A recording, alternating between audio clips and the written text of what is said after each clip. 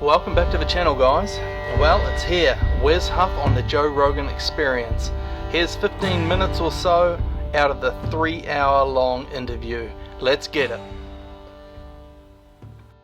Wes, very nice to meet you. Joe, pleasure.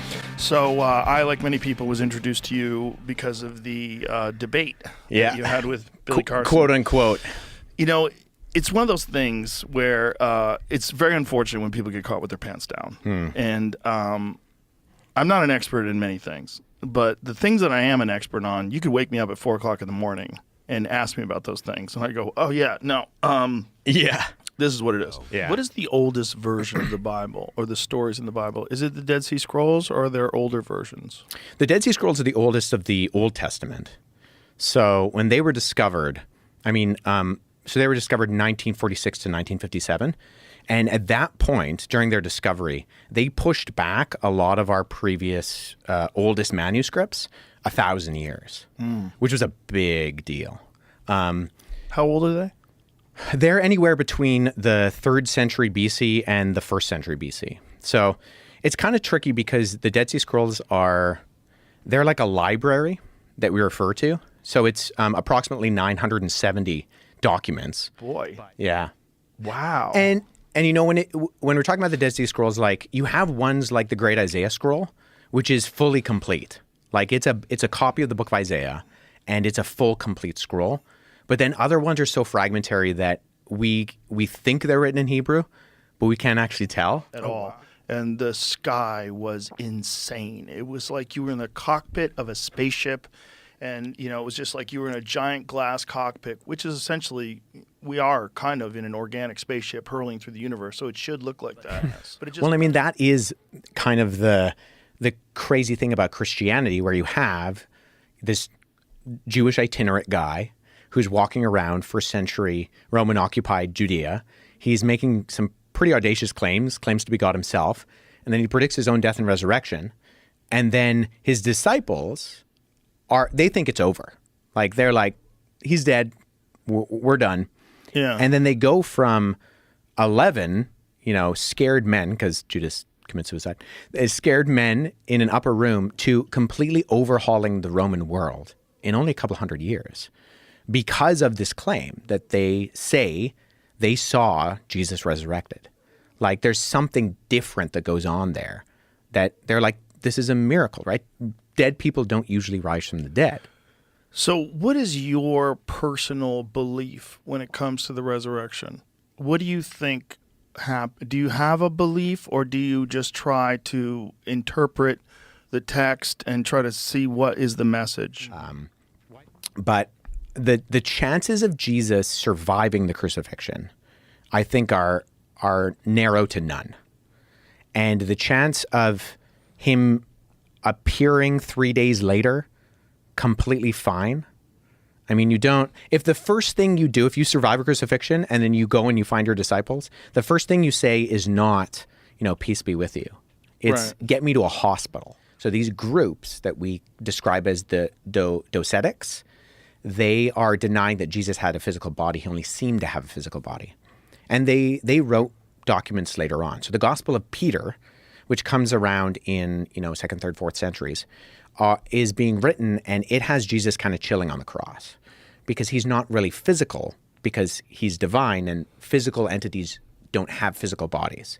So we don't actually get like a concrete denial of his resurrection in that way until you get things like the Gospel of Barnabas in the Middle Ages, which is it's actually the document that Billy brought up to me in the conversation we had, is the evidence that Jesus was never crucified, the Gospel of Barnabas. Well, Gospel of Barnabas is 15th century. It paraphrases Dante's Inferno. It's not an ancient document. So the interesting thing about Jesus is that we have more evidence from different writings in the ancient world than we probably should have for someone of his stature. Because we have Matthew, Mark, and Luke, and John, these 4 biographies. There's really only one other person in and around that time that can claim to have that much kind of independent testimony of their life, and it's the Roman Emperor Tiberius. So there's an ancient historian who has this line where he says, if the Nile River is too high in Egypt or the Tiber River is too low in Rome, the cry will ring out, the Christians to the lions. Because if you have a famine in Athens and they're going, okay, what's the reason for the famine? Well, Athena's mad because there's a bunch of people running around saying she doesn't exist. Okay, well, let's deal with them. By a guy named Luc Vanderwey, who published this in, I believe it was at Cambridge. No. Birmingham University. He did his PhD on it, and he narrowed the gap within all of these literary bodies that talk about names, and were able to pinpoint and actually show. Yeah, so if you go to, right here. Particular decades that they're writing. A series of scholarly studies has shown that, though Jews were located in many places across the Roman Empire, people's names often tended to be geographically located. By observing literary and archaeological artifacts, a list of common names can be clearly identified. By narrowing down the most popular names in places that Jesus lived, traveled, and ministered, and by comparing these to the list from the studies, an interesting correlation can be seen. Just as we see today with popular names, a qualifier or nickname is often used. For example, notice that when Matthew lists the disciples in his gospel, certain names have a qualifier or nickname and others do not. Simon, called Peter, and Andrew his brother, and James the son of Zebedee, and John his brother, Philip and Bartholomew, Thomas and Matthew the tax collector, James the son of Alphaeus, and Thaddeus, Simon the Zealot, and Judas Iscariot, who also betrayed him. As we would expect, the most popular names are those that have an added description. When we compare the most popular names in Judea and Galilee during the first century with names we see listed in key places in the biblical Gospels, we find that all the names with qualifiers match with what we'd assume if they were actually written in the time and place they claim to be narrating. In contrast, the Gospel of Judas only has 2 names that would fit, Jesus and Judas, but contains a host of other characters whose names match not with first century Judea or Galilee, like the biblical Gospels, but with names that were popular in Egypt during the 2nd and 3rd centuries. Consider how difficult it would be for someone living outside of the locations and times that these events took place to get the right names with the right qualifiers. We have 4 biblical Gospels with 4 different authors, and yet each gets this test of naming frequency and attribution right every time. A test and standard that the non-biblical Gospels simply do not pass. That's we might interesting. So we can use... That is so interesting. Isn't it? Have you ever had a debate with a snarky atheist? Yeah. I think that would be Like fun. like a formal debate?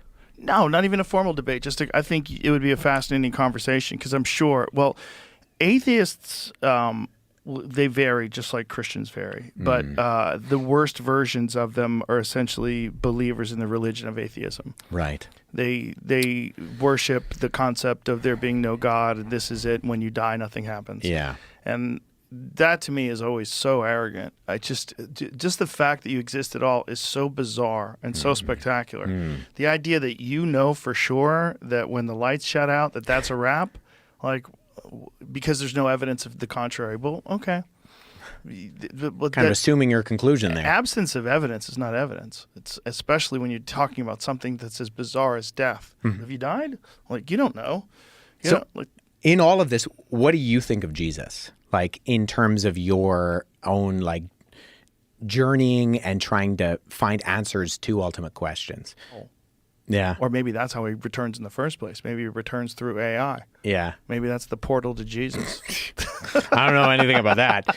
Yeah, I mean, that scares the shit out of me. I really appreciate, guys that you're friends with, right? Like the Jordan Petersons and the Douglas Murrays of the world, or, the Tom Hollands, not the Spider-Man actor, the historian, who talk about this stuff. I think I really like the way that Jordan Peterson articulates it, but I think he misses the forest for the trees. How so? In that he sees Jesus as an archetype. And I don't think actually even Jesus gives you the opportunity to see him as the archetype. But I actually think that Jesus condemns moralism. And ultimately what I see Peterson doing is looking at Jesus as a moral example. And if Jesus is nothing but a moral example, then you can save yourself and you don't actually need a savior. And so I think actually Jesus would have critiqued that because Jesus was very against moralism. And how do you define Jesus being against moralism? Like, what do you mean by that exactly? This has been a pleasure. My pleasure. Thank you very much. Oh, tell everybody how to find you, how to find all of the different. You have 2 different YouTube channels. You have your own, and you have this new one. Apologetics Canada. Yeah. So I work for a national not-for-profit and in Canada that is an organization. We want people to have an intellectually robust and a biblically grounded and a faith. We want people to know what they believe and why they believe it. And so we produce materials like we played that clip from Can I Trust the Bible? That's a series that's ongoing. I'm going to be traveling in 2025 to produce more of that content to try to, get this stuff that's all up here out into people so that they can be able to access it. Do you have 2 of them that are on? Well, there's more, but there's the 2 Can I Trust the Bible versions? 1 and 2. I watched both of those. Yeah, today. Awesome. Yeah, so wesleyhuff.com is my website. apologeticscanada.com is where, if you want to see where I'm speaking or what we're up to. I'm part of a team that does a lot of this stuff. So those are the 2 places. All my social media handles can be found on wesleyhuff.com. All right, beautiful. Awesome. Thanks very much. Hey, Appreciate thank it. you. Thank you, everybody. Bye.